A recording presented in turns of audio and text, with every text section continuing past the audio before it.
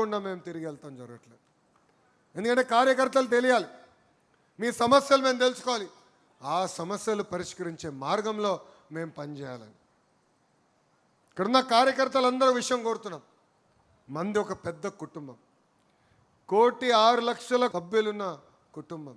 ఇబ్బందులు ఉంటాయి, సమస్యలు ఉంటాయి, మనం కూర్చుని మనం పరిష్కరించుకోవాలి.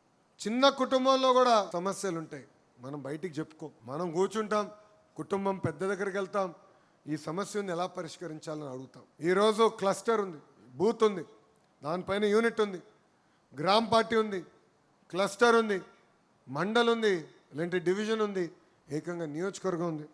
దాని తర్వాత పార్లమెంట్ పార్టీ అధ్యక్షులు ఉన్నారు, జోనల్ కోఆర్డినేటర్ ఉన్నారు, ఇన్ఛార్జ్ మార్చులు ఉన్నారు. మన సమస్యలు పరిష్కరించే వరకు మనం వదిలిపెట్టకూడదు. పార్టీలో సంస్కరణలు తీసుకొచ్చడానికి నేను అహర్నిశలు కష్టపడ్డా.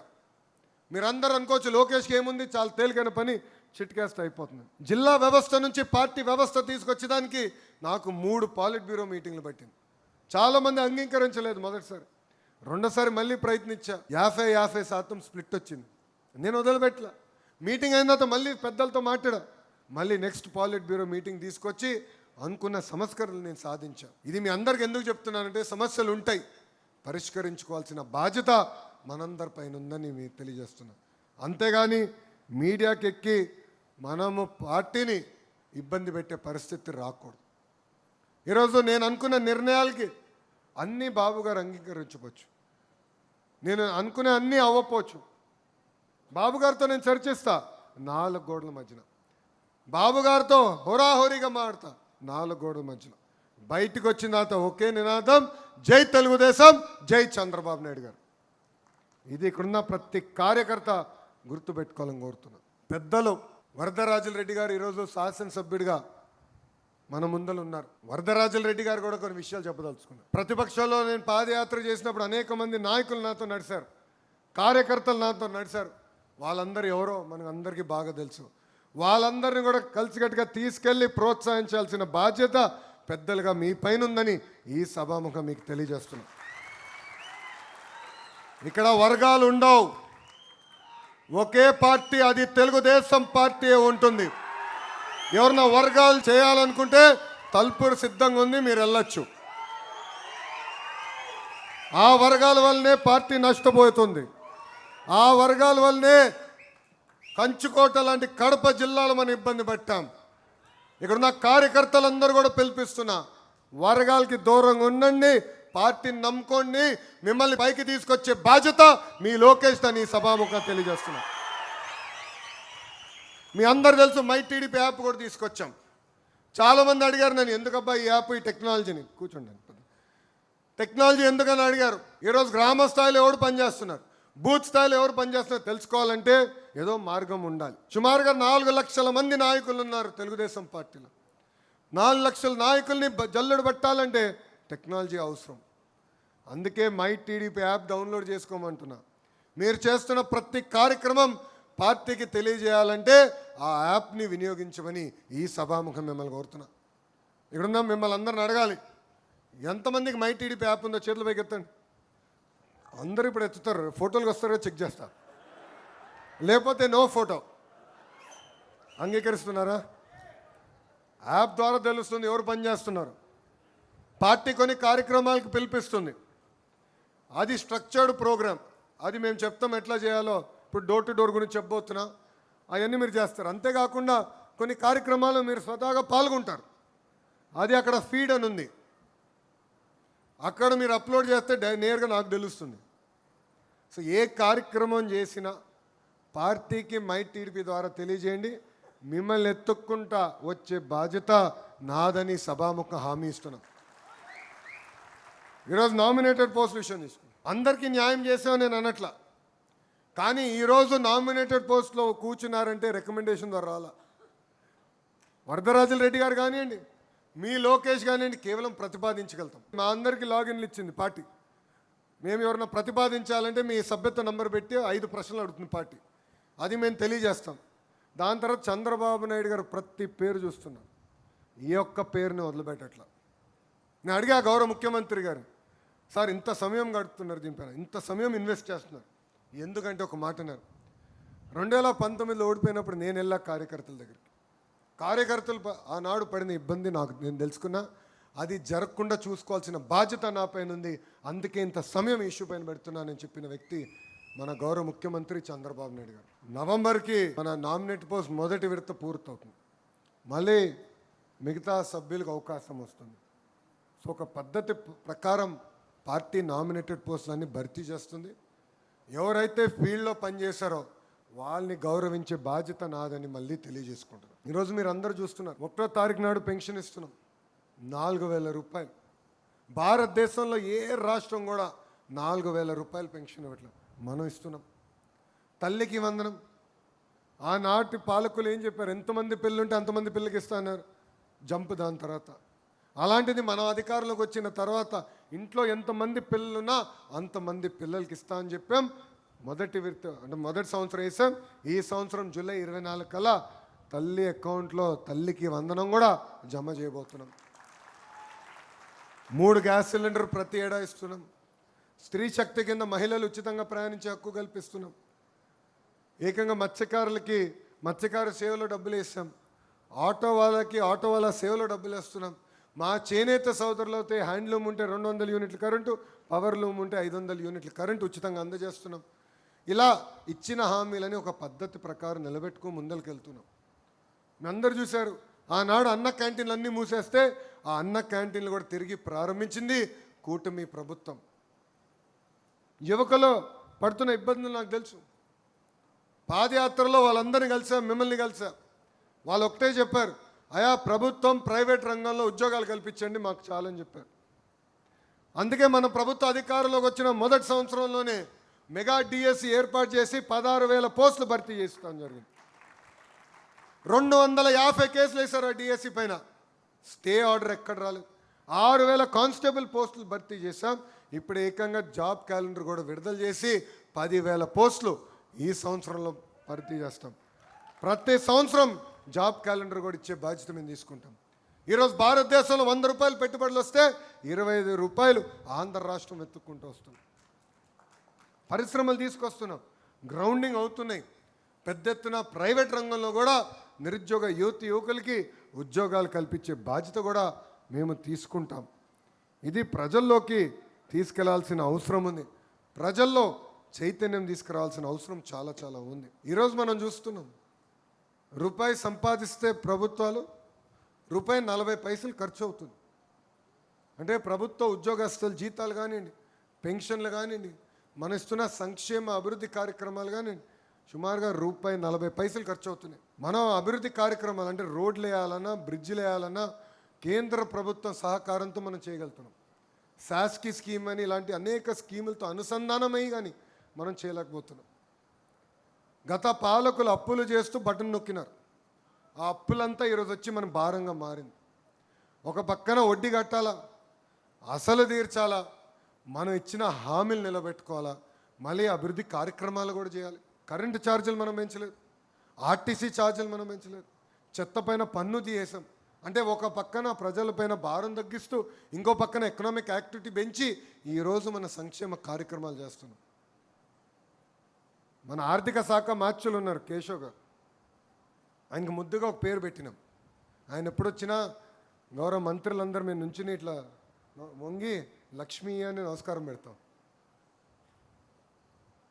ఆయన అన్నాడు నాతో, నా పైన చాలా కసి ఉంది బాబు నీకు అన్నాడు. ఎందుకన్నా నా ఆర్థిక శాఖ ఎందుకు ఇచ్చానైనా నాకని అడిగాడు. అంటే ఎంత ఇబ్బందులు ఉన్నాడో ఒకసారి ఆలోచించాను. చేయాలని తప్పన ఉంది, చేస్తాం, కానీ ఒక పద్ధతి ప్రకారం చేసుకుంటూ వెళ్ళాలి. దారి తప్పిన రాష్ట్రాన్ని మళ్ళీ సరైన దారిలో మేము పెడుతున్నాం. ఇప్పుడిప్పుడు ఆదాయం పెరుగుతుంది రాష్ట్రానికి. ప్రతి ఏడా 60,000 కోట్ల లోటు బడ్జెట్, 60,000 కోట్ల లోటు బడ్జెట్తో నడుస్తున్నాం. సో మాకు సమస్యలు ఉన్నాయి. శాఖల్లో కూడా కొత్త స్కూల్ ఏర్పాటు చేయాలంటే 1-2 సార్లు ఆలోచించాల్సి వస్తుంది. సో ఇంకొక సంవత్సరం కష్టపడాలి. ముఖ్యమంత్రి గారు ప్రతి నెల రివ్యూ చేస్తున్నారు మమ్మల్ని. ఒక్క సంవత్సరం కానీ గట్టి కష్టపడితే సమస్యలు మనం అధిగమించుకుని కొత్త పనులు కూడా చేసాక అవకాశం ఉంటుంది. సో ఇక్కడ చాలామంది ఏమనుకుంటున్నారంటే, ఏముందిలే అబ్బా ఇంకా 10 పనులు చేయి, ఆ స్కూల్ నీకేముంది, నువ్వు మంత్రివి, చిట్కేస్తే అయిపోవాలి కదా, అంత తేలికుంటే నేనే చేస్తా కదా స్వామి. సమస్యలు ఉన్నాయి. ఒక తల్లికి వందనం కింద 10,000 కోట్లు ఖర్చు చేస్తున్నాం, పెన్షన్ కింద 30,000 కోట్లు ఖర్చు పెడుతున్నాం. ఇట్లా ఒక్కొక్క సంక్షేమ కార్యక్రమం తీసుకుంటే 10,000 కోట్లు అవుతుంది. 1000 కోట్లు కూడా కాదు, 10,000 కోట్లు ఖర్చు అవుతుంది. ఏ రాష్ట్రం చేయని విధంగా మన రాష్ట్రంలో సంక్షేమం జరుగుతుంది. ఇది ప్రజలకి తెలియజేయాల్సిన బాధ్యత మనందరిపైన. మనం ప్రజలకి గుర్తు చేయాలి. ఆనాడు మాట్లాడాలంటే భయపడే పరిస్థితి, ఆనాడు సోషల్ మీడియాలో పోస్ట్ పెట్టాలన్నా భయపడే పరిస్థితి, ఆనాడు ఇంటి నుంచి బయటికి వెళ్ళాలంటే భయపడే పరిస్థితి. మహిళలపైన గతంలో ఎలాంటి దాడులు జరిగినాయో మనందరం చూసాం. సో ప్రజలకి ఇది తెలియజేయాల్సిన బాధ్యత మనందరిపైన ఉంది. సంక్షేమ అభివృద్ధి రెండు జోడెద్దుల బండి, ఆ రెండు ముందలు తీసుకెళ్తాం. కానీ లా అండ్ ఆర్డర్ని ఎంత మెరుగుపరిచామో ప్రజలకి తెలియజేయాలని ఈ సభాముఖం మిమ్మల్ని అందరూ కోరుతున్నా. ఎస్ఐఆర్ ప్రక్రియ ఇప్పటికీ చాలా వరకు పూర్తయింది. మిగిలిన ఉందంటే జాగ్రత్తగా చూసుకోండి. దాని తర్వాత డోర్ టు డోర్ కార్యక్రమం స్టార్ట్ అవుతుంది. డోర్ టు డోర్ కార్యక్రమాలు అందరూ భాగస్వామ్యం అవ్వాలి, ఒక బాధ్యతగా తీసుకోవాలి, కసితో పనిచేయాలి. అప్పుడే మనం ఆశించింది మనం సాధించగలుగుతాం. ప్రభుత్వ కొనసాగింపు అనేది చాలా చాలా అవసరం. మీరు గుజరాత్ చూడండి, ఒరిస్సా చూడండి, ఒకే పార్టీ వరుసగా వచ్చేగల ఏ స్థాయికి అభివృద్ధి చెందారు. మనం చూసాం 2019 నుంచి 24 వరకు ఒక సైకో ముఖ్యమంత్రి దారి తప్పింది రాష్ట్రాన్ని. ఎంత ఇబ్బందులు పడ్డాం, రాష్ట్రం ఎంత ఇబ్బంది పడింది.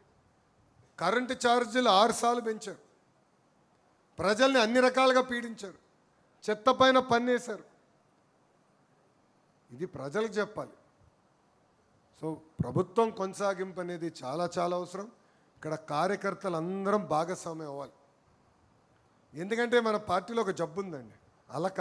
ఒక కార్యకర్త ఆవేదనతో ఒక పోస్ట్ పెడతాడు, ఆ సమస్యని పరిష్కరించాల్సిన బాధ్యత మనందరిపైన ఉంది. సో బూత్ స్థాయి అయితే బూత్ పార్టీ అధ్యక్షుడు చేయాలి, గ్రామ స్థాయి అయితే గ్రామ పార్టీ అధ్యక్షుడు చేయాలి, మండల స్థాయి అయితే మండల పార్టీ అధ్యక్షుడు చేయాలి. సమస్యలు ఉంటాయని చెప్పారు, కానీ సమస్యలు పరిష్కరించుకోవాల్సిన బాధ్యత మనందరిపైన ఉంది. వ్యవస్థ ఉంది, మీకోసం పనిచేస్తున్నాం. ఏ సమస్య చిన్నది కాదు, ఏ సమస్య పెద్దది కాదు. సమస్య ఉంటే అది పరిష్కరించుకోవాలి. కూర్చుందాం, ఓర్పు సహనంతో మన సమస్యలు మనమే పరిష్కరించుకోవాలి. కానీ అలిగి ఇంట్లో పడుకుంటే నష్టపోయేది మనమే. 5 సంవత్సరాలు నరకం అనుభవించాం, 5 సంవత్సరాలు ప్రాణహానితో బతికాం. మళ్ళీ అదే పరిస్థితి వస్తుంది. ఇది మనందరం గుర్తుపెట్టుకోవాలి. ఈరోజు జనసేన పార్టీ ఉంది, ఇంకో పక్కన భారతీయ జనతా పార్టీ ఉంది.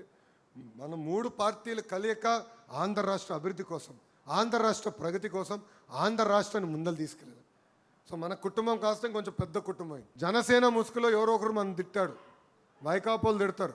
జనసేన అని పేరు పెట్టుకుని ఆ రంగులు పెట్టుకుని మనని తిడతారు. మనకు ఆవేదన వచ్చి మనం తిడతాం, అంటే మన మధ్య చిచ్చు పెడతాం. లేదంటే భారతీయ జనతా పార్టీ ముసుగులో మనం తిడతారు, లేదంటే మన ముసుగులో వాళ్ళని తిడతారు.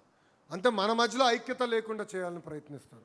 కానీ మీ అందరూ ఒకటి చెప్తున్నా, ఏది ఏమైనా ఈ 3 పార్టీలు కలిసికట్టుగా ఉంటాయి, కలిసికట్టుగా రాష్ట్రాన్ని అభివృద్ధి చేస్తాయి. ఇది నేను ఎందుకు చెప్తున్నానంటే, ఇండియా టుడే కాన్క్లేవ్ గెలిగా మొన్నటిగా, దాని ముందర దానికి వెళ్ళా. అక్కడ వాళ్ళు అడిగారు 29 మీరు కలిసే పోటీ చేస్తున్నారంటే, ఎస్ 29 మేము కలిసే పోటీ చేస్తున్నాం అని చెప్పా. ఆ వీడియో మా పవన్ అన్న చూశారు. అన్న చూసిన తర్వాత నాకు ఫోన్ చేసి, అరే 3 టర్మ్లు అంటే నువ్వు 1 టర్మ్ అంటున్నావు ఏంటినా అన్నాడు. అన్న నేనేదో అక్కడ అడిగిన ప్రశ్నకు సమాధానం చెప్పా. 100% 3 కాదు 5 టర్ములు కలిసికట్టుగా పోటీ చేద్దాం, ఆంధ్ర రాష్ట్రాన్ని కలిసికట్టుగా నంబర్ 1 చేద్దాం అని చెప్పాను. ఈరోజు ప్రధానమంత్రి గారు కూడా అహర్నిశలు కష్టపడుతున్నారు. మనం అడిగిన అన్ని కోరికలు ఆయన తీరుస్తున్నారు. విశాఖకు ప్రైవేటీకరణ చేయొద్దన్నాం, చేయలేదు.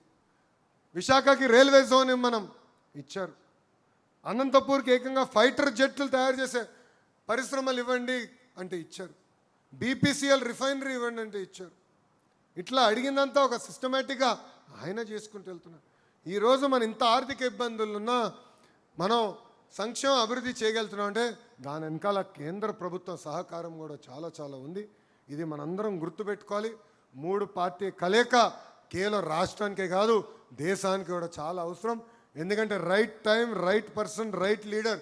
ఈరోజు నరేంద్ర మోడీ గారు ప్రధానమంత్రిగా, గౌరవ ముఖ్యమంత్రి చంద్రబాబు నాయుడు గారు ముఖ్యమంత్రిగా మనం నడిపించగలుగుతున్నారు. కనుకనే మనకు సమస్యలు లేకుండా ముందరకెళ్తున్నాం. ఇది దయచేసి ఇక్కడున్న కార్యకర్తలందరినీ గుర్తుపెట్టుకోవాలని ఈ సభాముఖంగా మీ అందరు తెలియజేసుకుంటూ కలిసికట్టుగా పనిచేద్దాం. నాడు నేడు ఎప్పుడు నా నినాదం ఒకటే, కార్యకర్తనే మా అధినేత. సో మీకు అందుబాటులో ఉంటాం, మీ సమస్యలు పరిష్కరిస్తాం, ఆహర్నిశలు కష్టపడతామని ఈ సభాముఖంగా మీ అందరూ తెలియజేసుకుంటూ 2-3 విషయాలు. ఒకటి, 2019 ముందల ఎవరైతే ఉపాధి హామీ నీరు చెట్టు కింద పని చేశారో మీరు మీ ఇంట్లో కూర్చుని డబ్బులు రాలేదంటే నాకు తెలీదు స్వామి.